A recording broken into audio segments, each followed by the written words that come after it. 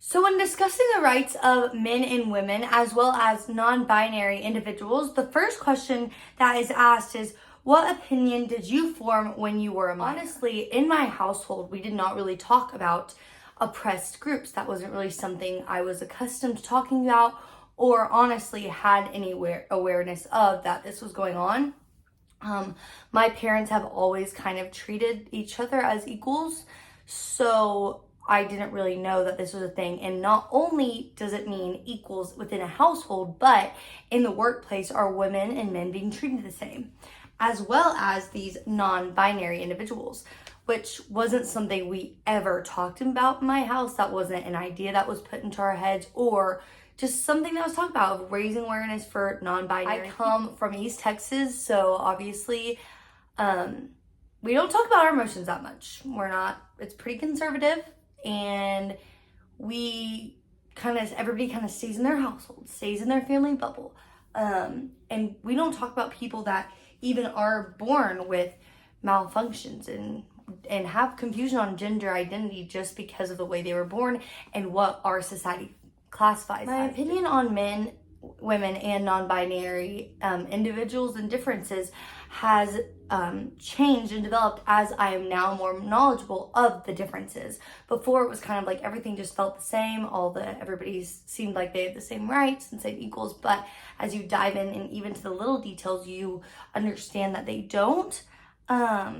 Especially when it comes to being non-binary. In a lecture by Hernandez on 228, we talked about what being cisgender is, and that is when a person who has matched between the gender they were assigned at birth, their bodies, and their personal identity.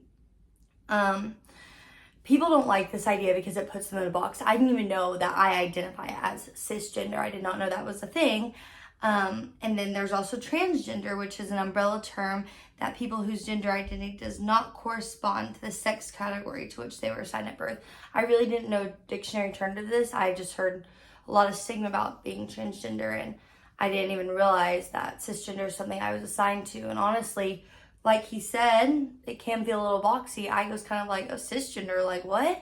But I've had to change my mind and just open myself up to being willing to learn about what this means in sociology. In a SciSo video titled "Science Proves There Are More Than Two Human Sexes," they discuss the complexity of human biological sex beyond the traditional male and female binary. One area that I want to highlight is the idea of sex differentiation, and it's when biological sex is influenced by various developmental processes, and disruptions of that process can lead to diverse sex characteristics, which is saying that science proves there are more than two sexes. In the book Invisible Women, there's a chapter called Default, which goes into and explores the idea that society often treats men, specifically white, cisgender, able-bodied men, as default or standard human, while everyone else is considered. It's 4 points saying there's gender bias in data, there's medical inequality, workplace and economy differences, and design and infrastructure. Even everyday objects are designed for the white. Perez later argues that treating men as neutral humans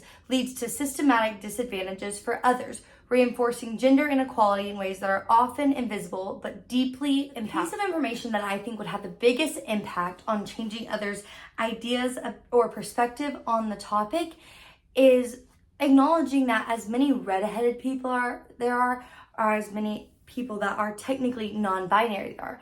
People who have had disruptions in the sex process, and that is why gender has to be assigned differently. We can't say there's just male and female. There has to now be a category of non-binary. In a discussion by Hernandez on February 26th, we talked about the 3 differences in gender and how we classify someone's gender. Chromosomes, so XX, XY. There's hormones, so estrogen and testosterone, and physical, meaning penis and vagina. That is how in our society we define gender. Well, what happens if someone has a penis but they show an extreme amount of estrogen, or someone has a vagina but a ton of testosterone? And some people might have an issue with both, or things like that. So I think it's just building awareness that this is something that is possible and something that people should be able to talk about. Research Center did a study on how Americans see men and masculinity. And on a positive note, I just want to kind of start ending with there is a sign of workplace advancement, saying a majority, meaning 50%, feel men have made significant progress in workplace over recent decades, while 44% say that same about women. So there is progression taking place in these workplaces to allow people to speak openly about their things, to us not categorize gender as these. In a video titled The Origin of Gender by PBS Digital Studios, talks about modern implications of how historical views on gender influence current debates on gender identity and expression.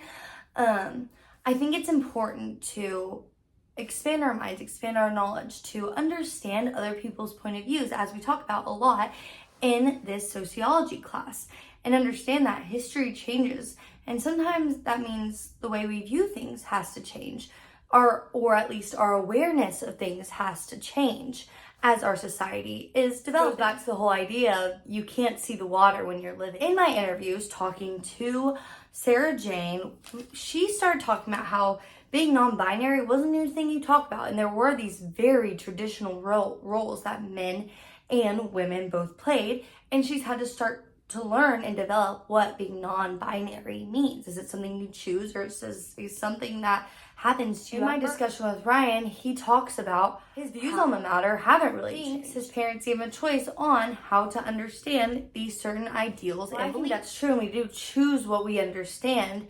We also have to be willing to look at the world around us and form our perspectives off that as well.